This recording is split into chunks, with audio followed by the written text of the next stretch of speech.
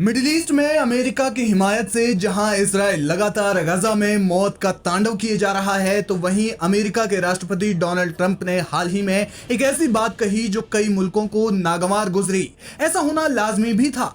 दरअसल अमेरिकी सदर डोनाल्ड ट्रंप ने अमेरिका के साबिक सदर यानी पूर्व राष्ट्रपति जो बाइडेन पर निशाना साधते हुए कहा था कि उनकी गलती की वजह से अफगानिस्तान का बगराम एयरबेस, जो कभी 20 सालों तक अमेरिका के कब्जे में था, वो बेस तालिबान सरकार के हाथों में चला गया। इस दौरान उन्होंने इस बेस को वापस पाने की इच्छा जताई और कहा कि इस पर वे काम भी कर रहे हैं। उन्होंने सीधी धमकी देते हुए कहा कि अगर अफगानिस्तान बेस नहीं लौटाता तो कुछ बुरी चीजें हो सकती हैं।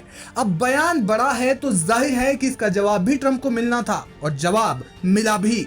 तालिबान सरकार में वजारत-ए-खारिजा यानी विदेश मंत्रालय के तर्जुमान जाकिर जलाली ने कहा कि अफगानिस्तान के किसी भी हिस्से में अमेरिकी फौज नहीं रहेगी। अफगानिस्तान अपनी सरजमी पर किसी भी बाहरी मुल्क की मौजूदगी को कबूल नहीं करेगा।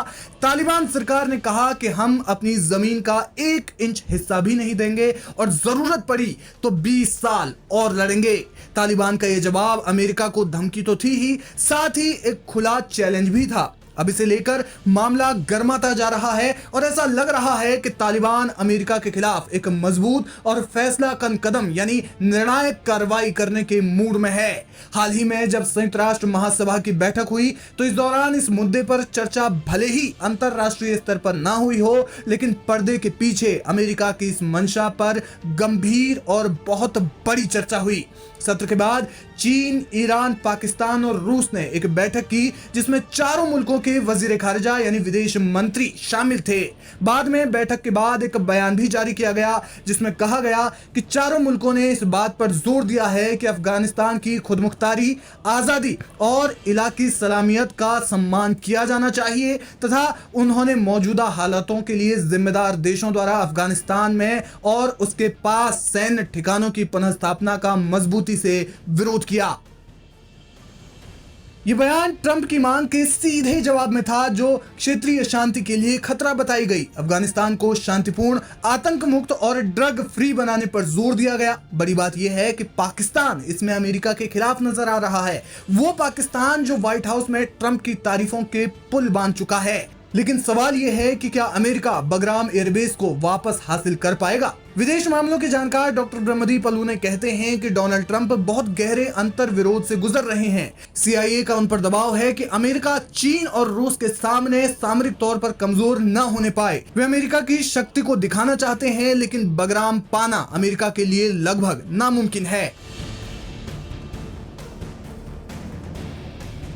अफगानिस्तान का इतिहास रहा है कि अफगानिस्तान पर कोई भी विदेशी शासन टिका ही नहीं और लंबे समय तक टिकने का तो सवाल ही नहीं है। और दूसरी बात है कि अफगानिस्तान की जमीन पर कोई कब्जा कर ले यह भी संभव नहीं है। बगराम का सवाल है तो बगराम पाना आसान नहीं है और तालिबान का बहुत स्पष्ट है कि वो भूखे मर जाएंगे लेकिन अपने हितों से कभी समझौता नहीं करेंगे।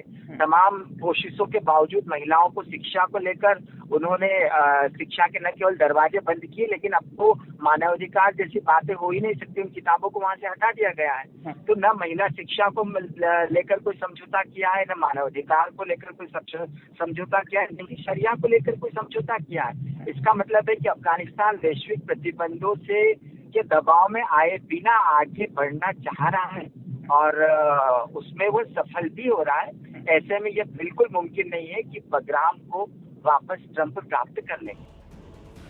डोनाल्ड ट्रंप के साथ मसला ये है कि वे अपने आगे किसी भी दबाव के होने पर खुद दबाव महसूस करते हैं और इसलिए आर्थिक या सैन्य हमलों की धमकी देते हैं। यही अफगानिस्तान के मामले में भी हुआ जब उन्होंने बगराम पाने की इच्छा जताई और इसके बाद उन्होंने कहा कि अगर तालिबान ने उन्हें ये नहीं सौंपा तो कुछ बुरा होगा। एक्सपर्ट्स इसे मिलिट्री एक्शन की धमकी के तौर पर देख रहे हैं, इसलिए ये जानना जरूरी है कि बगराम को लेकर अमेरिका कोई सैन्य कार्रवाई वाकई कर सकता है।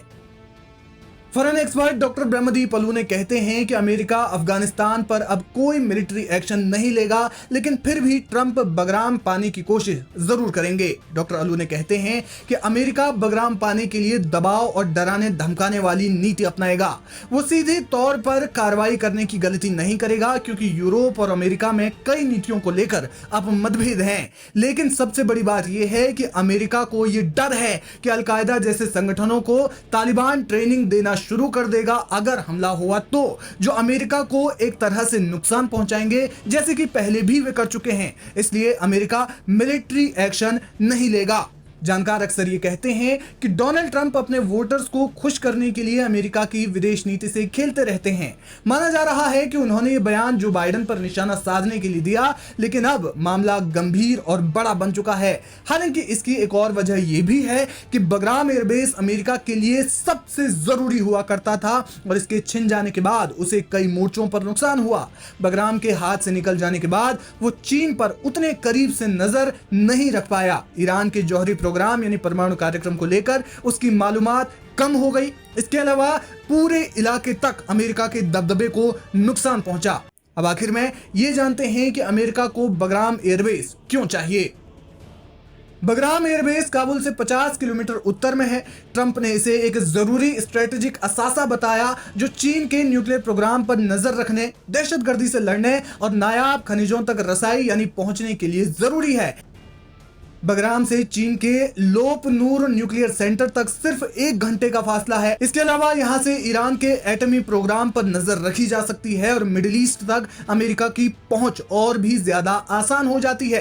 यही वजह है कि अमेरिका इसे वापस पाना चाहता है, लेकिन तालिबान ने इस तजवीज को रद्द कर दिया, ये कहते हुए कि अमेरिकी फौजी मौजूदगी नाकाबिले कबूल है और ये दोहा समझौते की खिलाफ वर्जी होगी। माहिरीन के मुताबिक बगराम की वापसी से इलाकाई ताकत के तवाजुन या संतुलन पर असर पड़ सकता है, लेकिन इसके लिए बड़े पैमाने पर फौजी ऑपरेशन की दरकार होगी जो कि खतरों से भरा हुआ है। कुल मिलाकर यह कहा जा सकता है कि अमेरिकी राष्ट्रपति डोनाल्ड ट्रंप भले ही बगराम पाने की बहुत तेजी से इच्छा जता रही हैं, लेकिन बगराम पाना उनके लिए मुश्किल या फिर लगभग नामुमकिन होगा।